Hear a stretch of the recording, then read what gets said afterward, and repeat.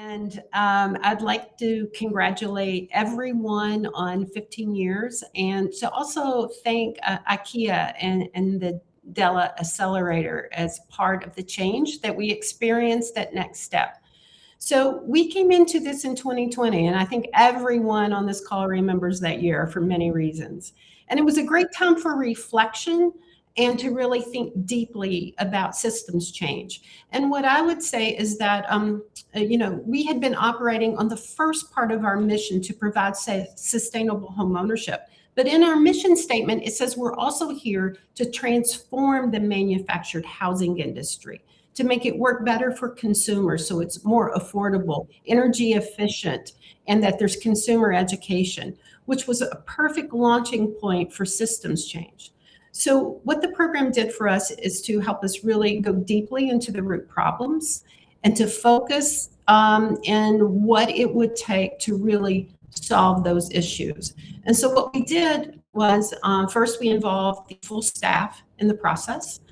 We involved our full board in the planning process, and we looked at open sourcing all our methods and all our learnings to date and to get it into the hands as many actors as possible. So we just started putting it on our website. We started giving it away. In fact, the joke around the office was, I would say, give it away, give it away, give it away.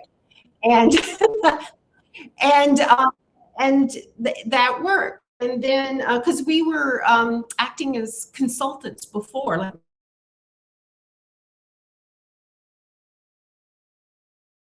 we did is to move upstream and to affect change at high levels. And so at that point, we invested in hiring a policy director who was on the team as we were going through Globalizer. Grant Beck was my partner in this, and he became our policy director. And the first thing we did was not replicate more staff, but go out and partner with all the major national policymakers and get a seat at the table. And what resulted in that was being a trusted voice in our field to advise at many levels, whether it be at the state government level, definitely in Congress, and also we had a seat at the table at the White House and had voice.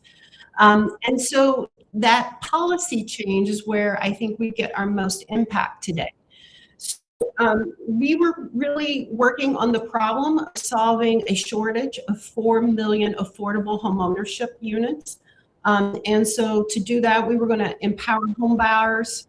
We were going to change the rules, the policies. We were going to establish a new ecosystem of actors building on these homes, which required a lot of training and support.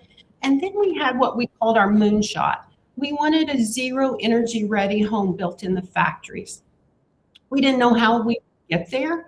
And so the first thing we did was held up our hand and said to the government, we'll test 3. Like, that's a big impact, right?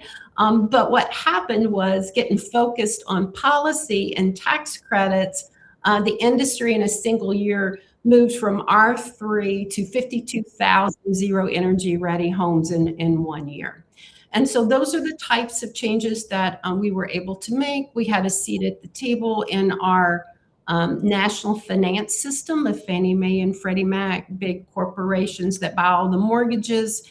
And we were able to affect change where families could get fair loans. And they are now making about 45,000 of those loans every year for our types of consumers that we're serving.